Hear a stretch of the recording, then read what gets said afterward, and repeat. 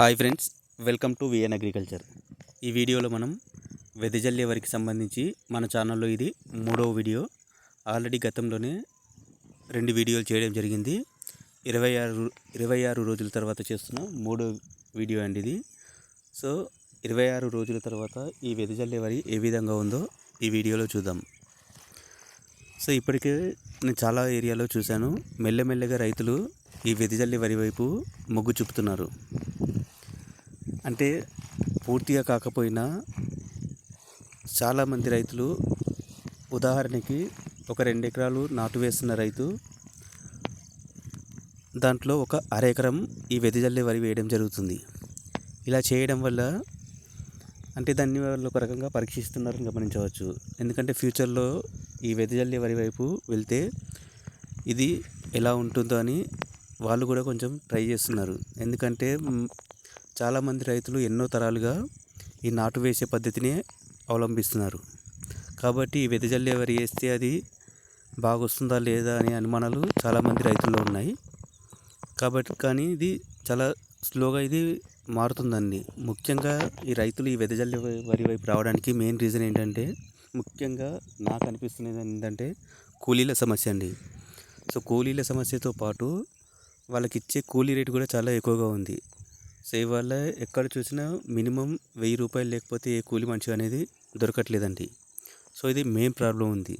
దీనివల్ల ఈ వెదజల్లే వరి వేయడం వల్ల మనకు ఎకరాకి 3000 నుంచి 4000 రూపాయల ఖర్చు ఆదా అవుతుంది.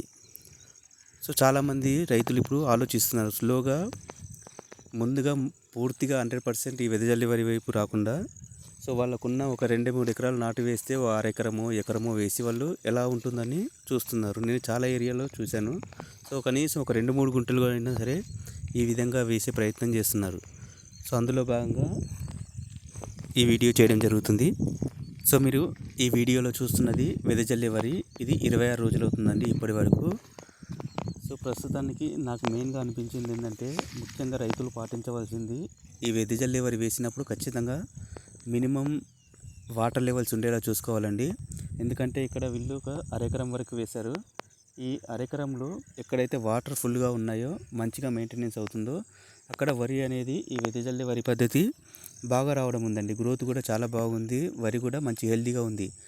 అదే ఈ వాటర్ లెవెల్స్ ఎక్కడైతే లేవో అలాంటి ప్లేసెస్లో దాని గ్రోత్ అనేది చాలా తక్కువగా ఉంది. మరియు ఆ వరి అనేది ఎరుపు రంగులోకి మారుతుంది, మన పసుపు రంగులోకి మారుతుంది. సో ముఖ్యంగా ఖచ్చితంగా ఈ వెదజల్లే వరి వేసే రైతులు ఖచ్చితంగా వాటర్ని మెయింటైన్ చేయండి. ఎందుకంటే చలి ఎక్కువగా ఉంది కాబట్టి చాలామంది వాటర్ తక్కువగా పెట్టేయడం లేదంటే తీసివేయడం చేస్తారు. అలా అస్సలు చేయొద్దండి. ఖచ్చితంగా వాటర్ లెవెల్స్ని మెయింటైన్ చేయండి. ఈ వీడియోలో మీరు క్లియర్గా చూడవచ్చు. అంతేకాకుండా మనం వాటర్ని మెయింటైన్ చేయడం వల్ల కలుపు కూడా చాలా వరకు తగ్గిపోతుంది.